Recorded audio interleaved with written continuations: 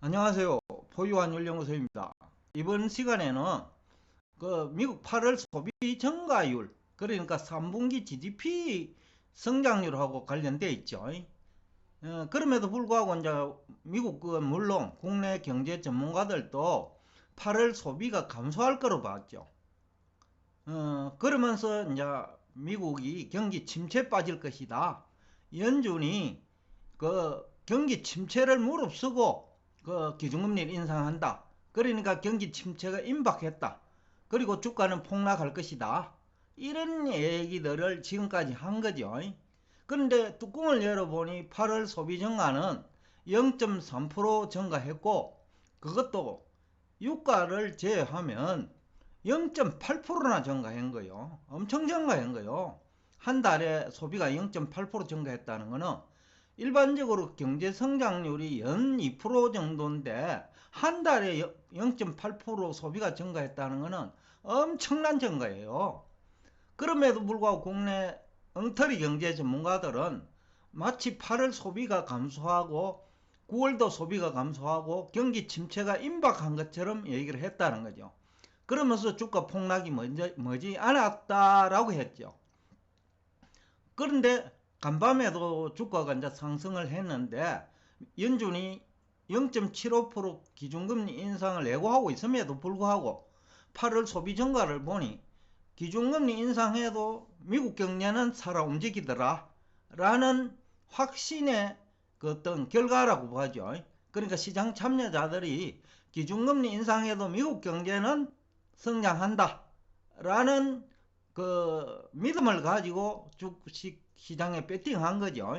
그래서 포유환율연구소가 지난 8월 27일 날 3분기 미국 경제 성장률이 1.5% 나올 거다.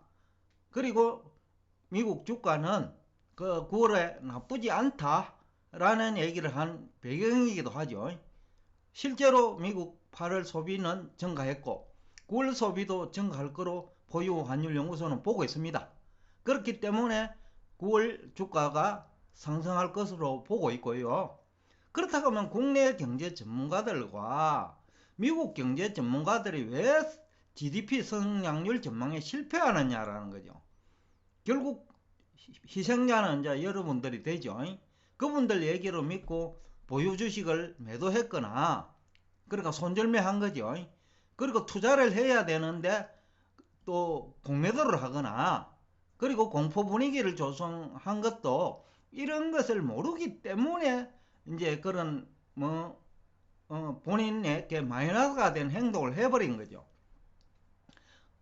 일반적으로 이제 그 경제 전문가들이 그 미래 경제 성장률을 전망할 때 그러니까 8월에는 3분기는 9월까지지요. 그러니까 과거 1분기와 2분기 자료를 가지고 8월 소비를 전망하고 3분기 성장률을 전망을 해요. 그러니까 과거 자료를 가지고 얘기한다는 거죠. 그리고 또 하나는 경기 선행지수를 가지고 미래를 예상을 하는데 경기 선행지수가 3 내지 6개월 이후 경기가 어떻게 될 건지를 나타내거든요. 그런데 국내 경제 전문가들도 그렇고 미국 경제 전문가들도 그렇고 한 90%는 경기 선행지수를 제대로 이해를 못해요. 그저 교과서에 있는 건축 허가 면적, 총유동성, 수출 신용장, 기계 수주, 주가 지수 등 약 한 10개 지표를 가지고 그 지표만 가지고 경기 선행지수를 산출해 가지고 이제 여러분들에게 앞으로 어떻게 될 것이다 라는 얘기를 하거든요. 그런데 여기에 중요한 것이 다 빠져가 있어요. 예를 들면 수출은 뭐하고 관계되어 있어요? 환율하고 관련되어 있죠. 그죠? 그리고 총유동성도 환율하고 관련되어 있어요. 주가지수도 환율하고 관련되어 있죠. 그런데 환율을 모르잖아요. 우리나라에서 대표적으로 K교수, 유튜브 공간에서 유명 인사인데 왜 유명한지는 포유 환율연구소는 지금도 이해를 못합니다. 환율도 모르고 화폐에 대한 이해도 부족하고 경기 선행지수에 대한 이해도 부족하면서 맨날 가지고 나오는 자료는 경기 선행지수예요. 어떻게 환율을 모르는데 경기 선행지수를 아나요? 조금 전에도 얘기했지만은 총유동성이 환율하고 관계돼 있고, 수출 신용장이 환율하고 관계돼 있고, 주가 지수가 환율하고 관계되어 있는데, 환율에 대한 이해가 부족한데 어떻게 경기 선행지수를 가지고 향후 경기 전망을 하나요? 정말로 웃기는 얘기라는 거죠. 그런데 공영방송도 유명 유튜브 방송 채널도 그분을 유명인사로 착각하고 있다는 거죠. 포유환율연구소가 볼 때는 형편없는 경제 전문가다.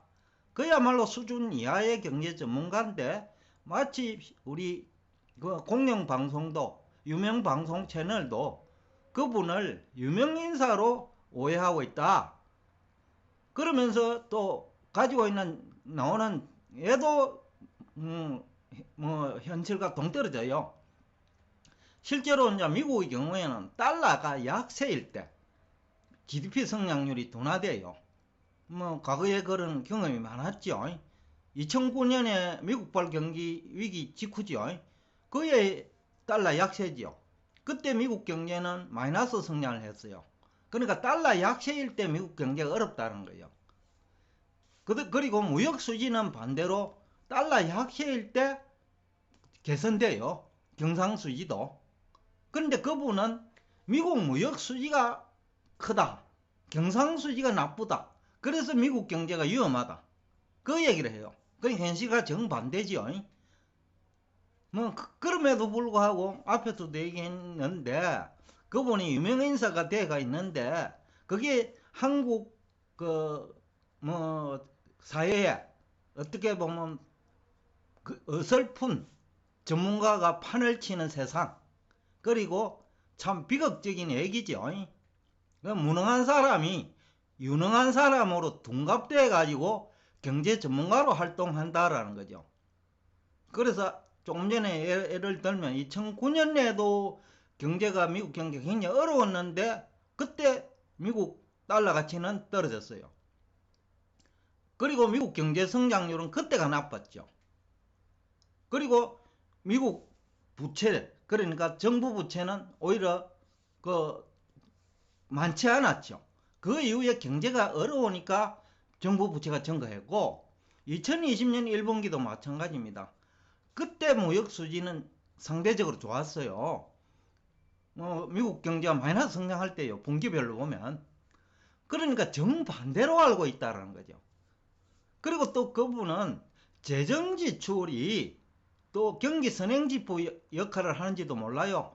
앞에서는 환율이 경기선행지표 역할을 하는데 환율을 모르니까 3분기 성장률이 어떻게 될지, 그리고 미국 수입이 어떻게 될지, 그리고 계속해서 달러 약세를 주장하니 달러 강세일 때 수입이 증가하고 소비가 증가하는 거예요.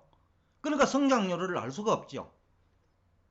그러니까 그 정도의 인사가 저명인사가 돼 있다라는 게 참 서글퍼죠. 그리고 재정지출을 9월부터 본격적으로 늘리고 있는데 이 재정지출도 승수 효과가 나타나기도 하지만은 경기 선행지표 역할을 하거든요. 지출을 늘리면 향후 경기가 좋아지잖아요. 그러니까 경기 선행지표 역할을 한다는 거죠. 성수 효과도 경기 선행지표 역할을 하거든요. 그런데 그런 거는 모르고 그저 교과서에 있는 10개 경기 선행지수만 경기 선행지표 인양, 그것을 종합해 가지고 그것이 나쁘니까 미국 경제가 망가질 거다. 그것이 나쁘니까 미국 주가가 빠질 거다. 그런 얘기거든요. 그러니까 전혀 설득력이 없는 얘기를 하고 있다라는 얘기를 하고 싶고, 그 다음에 자산시장에서 화폐 유통 속도도 중요한 실물 경기의 경기 선행 지표예요. 왜 이런 역할을 하느냐 하면, 예를 들어서 주식이 좋아하면 화폐 유통 속도가 빨라져요. 그러면 소비를 많이 할 수 있죠. 그러니까 경기 선행 지표 역할을 한다는 거죠. 화폐 유통 속도가. 그 부분은 그것조차도 몰라요. 화폐 유통 속도가 일정한 줄 알아요. 그리고 화폐 유통 속도 얘기를 전혀 하지 않아요. 경기 선행 지표 얘기를 하면서. 그리고 지난 1분기에는 경기가 망가지는데 또 과거 자료를 가지고 나쁘지 않은 것처럼 얘기하고, 지난해 그 3분기에는 원래 그 3분기 이후에 미국 경제는 과거에 경험하지 못한 위기가 온다. 그리고 그 주가도 과거에 경험하지 못한 폭락이 있을 거다. 근데 9월에 오히려 주가가 상승할 수 있는 환경이 마련됐다라는 얘기를 하고 싶습니다. 그리고 올해 안에는 미국 경제는 그 마이너스 성장이 없다. 그리고 경기 침체도 올해 안에는 일어나지 않는다. 그러므로 그 9월 미국 주가도 좋고 10월 주가도 그렇게 나쁘지 않다. 조정은 있을지라도 큰 폭의 조정은 없다. 라는 얘기를 하면서 오늘 여러분과 대화를 여기서 마치겠습니다.